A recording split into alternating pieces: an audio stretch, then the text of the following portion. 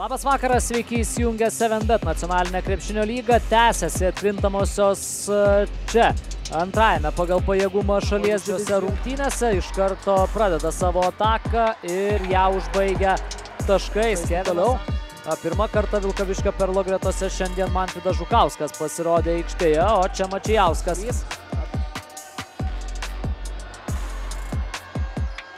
Metimas iš kampo ir puolime. Sirutavičius pats iki galo, nelengvas metimas ir dabar pataiko. Stankevičius štai taip sukasi ir meta, o Narsas ima kamuolį.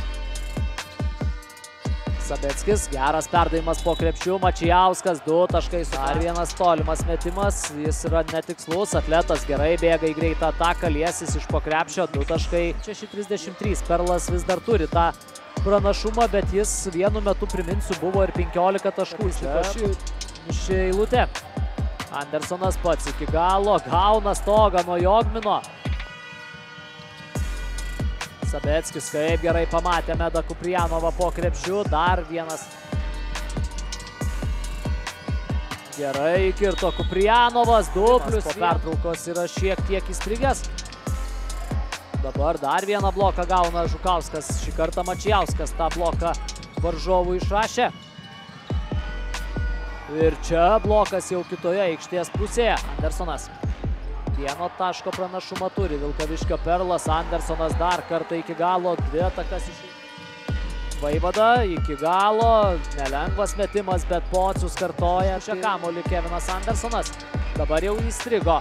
Atleto ataka, Vaivada atakuoja, baigiantis laikui ir pataiko Nojus sustoti.